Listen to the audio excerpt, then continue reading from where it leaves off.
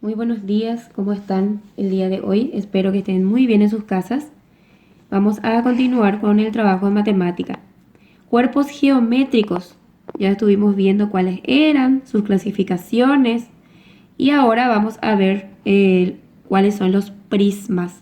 En específico, prismas dice. Los prismas son poliedros convexos que tienen dos caras paralelas. En la figura les voy mostrando. Dos caras paralelas, que son polígonos congruentes denominados bases. Estos son sus bases en el polígono que estamos teniendo aquí. Y las caras restantes en forma de paralelogramos. Paralelogramos son como rectángulos, estos, denominados caras laterales. A esto entonces le vamos a llamar caras laterales. Las caras del prisma forman la superficie del prisma. Elementos y tipos de prismas. Tenemos en esta figura que sus bases son hexagonales porque tiene 6 lados. Entonces sus bases hexagonales. Bases dice, van a ser A, B, C, D, E, F y A, B, C, D, E, F'. Estas son sus bases, la primera base y esta es la segunda. Caras laterales, dijimos que eran estas, las que forman como un rectángulo, ¿verdad? Y va nombrando por letra para que ustedes identifiquen. Aristas de las bases. Aristas, recuerden también que es donde se unen dos caras, ¿verdad? AB, por ejemplo. Arista AB tenemos acá. Arista AB. Y después tenemos aristas laterales. A con A', que serán estas, las que unen en donde están las caras laterales. Y la altura, ¿verdad? La distancia entre los planos que contienen a la base. Aquí mismo tenemos la altura en el medio que está indicando y se indica con la letra H. Este sería la altura. Los prismas pueden ser rectos cuando sus aristas laterales son perpendiculares a las bases. Aristas laterales perpendiculares a la base. En este caso, las caras laterales son rectángulos congruentes y la altura tiene la misma medida que las aristas laterales. Aristas laterales y la altura también está en la misma distancia, dice. Pueden ser también oblicuos si las aristas laterales son oblicuos. En este caso tenemos esta figura que es oblicuo. Si las aristas laterales son oblicuas, dice. Y prisma recto cuando sus aristas laterales son perpendiculares a la base. Si las bases de un prisma tienen n lados, o la cantidad de lados que traiga, el número de vértices es 2n, se multiplica por la cantidad. El número de aristas es 3n, se multiplica por la cantidad. Y el número de caras es n más 2.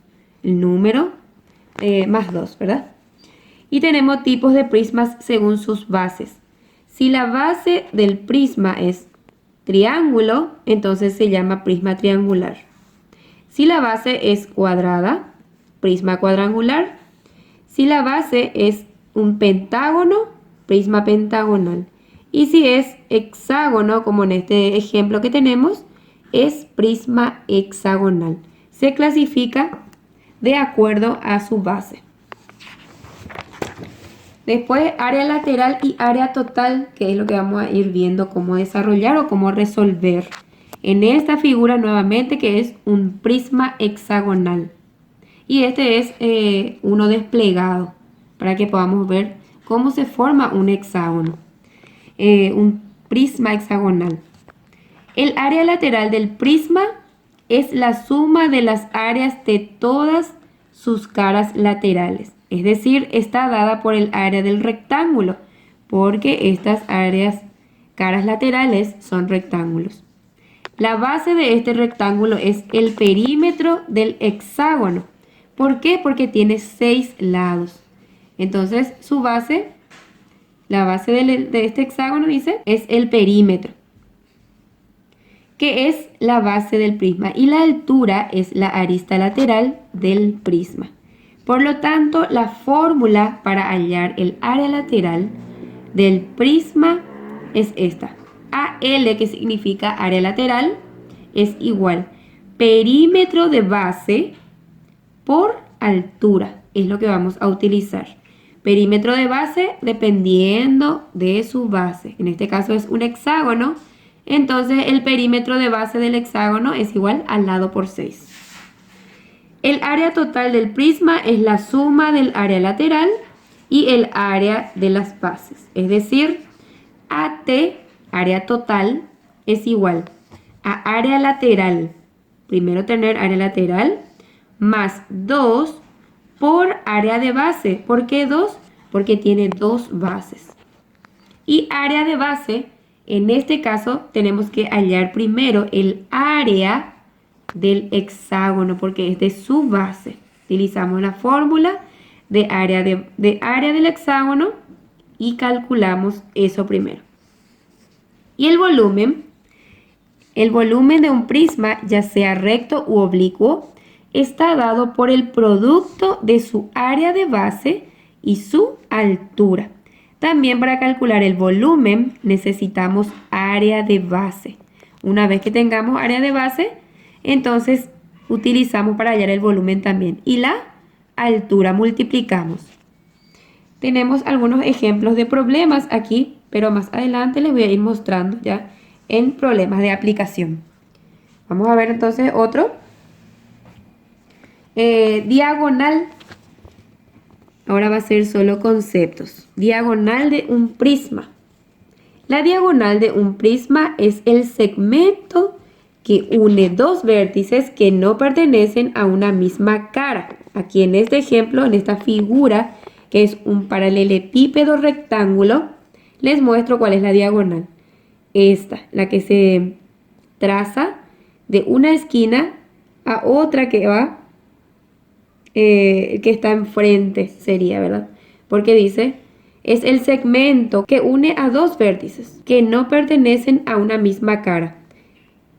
Esta diagonal que trazamos no pertenece a la misma cara, se dividen en ambos, ¿verdad? Entonces el segmento que se traza de una esquina a otra de las dos caras del paralelepípedo rectángulo. Entre los principales prismas se destacan el paralelepípedo rectángulo, que es este, y el cubo, que tenemos en la otra página. El paralelepípedo rectángulo, esta figura, es un sólido cerrado limitado por 6 rectángulos. 6 rectángulos forman, ¿verdad? En el paralelepípedo distinguimos caras opuestas iguales. Dos caras opuestas pueden ser cuadradas, que van a ser sus bases, y las restantes rectángulos. Estas son las caras cuadradas y las restantes son rectangulares. Las dimensiones de un paralelepípedo se denomina ancho aquí, y largo, estos van a ser de largo, están señalizadas con letras para que ustedes vayan identificando. Y altura, que es donde está de una base, es la distancia que existe entre una cara y la otra, donde está la letra B. Respectivamente, representan las dimensiones del paralelepípedo. En algunos paralelepípedos, dos dimensiones pueden ser iguales. Ancho igual a largo, por ejemplo. En este caso, de un paralelepípedo con dos caras opuestas cuadradas. Y la diagonal de un paralelepípedo, aplicando el teorema de Pitágoras, se puede calcular la diagonal del paralelepípedo de la siguiente forma. Cuando vamos a utilizar el teorema de Pitágoras, ya ustedes saben cuál es, donde D, que es diagonal mayor, va a ser igual a la raíz cuadrada de diagonal menor al cuadrado. Diagonal menor tenemos aquí en esta figura que está pintada de rosa y se representa con la letra D minúscula. Más B, que en este caso era altura, altura al cuadrado. Y de ahí vamos despejando lo que necesitamos, que va a ser D mayúscula, ¿verdad? Donde D al cuadrado es igual a A al cuadrado más C al cuadrado. Por lo tanto, diagonal mayor es igual a la raíz cuadrada de A al cuadrado más B al cuadrado más C al cuadrado. Y después, para hallar área lateral, utilizamos esta fórmula. Área lateral para el paralelepípedo, 2 por A más C. ¿Qué era A más C? A era ancho y C largo. Entonces, por B, que era altura. Entonces va a ser 2 por, entre paréntesis, ancho más largo por la altura. Área total va a ser igual. Esto demostrando hasta aquí ya podemos sacar la fórmula original, que es 2, entre paréntesis, A por B más B por C más A por C. Todas estas letras tienen su significado que después pueden observar en la figura. Y el volumen va a ser A por B por C. Se va a multiplicar entre todas las dimensiones que tenemos también. Y en la siguiente página tenemos al cubo. El cubo es un sólido limitado por 6 cuadrados iguales, también conocido con el nombre de hexaedro, por poseer 6 cuadrados iguales, ¿verdad? Después tenemos las fórmulas también para utilizar. Área de una cara es arista al cuadrado. Su área lateral va a ser 4 por arista al cuadrado. Área total va a ser 6 por arista al cuadrado. Volumen arista al cubo. Diagonal mayor, que es la que se ve trazada aquí. Diagonal del cuerpo del cubo va a ser igual a arista por la raíz cuadrada de 3.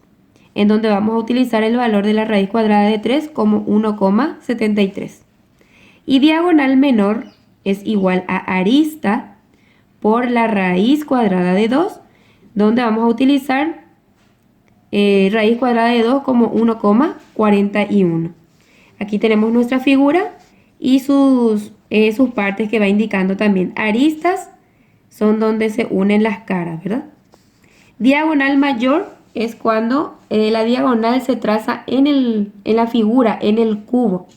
Y diagonal menor es cuando se traza solamente en una de las bases. Acá, por ejemplo, muestra la base cuando se traza la diagonal. Entonces, en ese caso es diagonal menor. Y estas son las fórmulas que vamos a ir utilizando para calcular lo que nos va pidiendo, ¿verdad?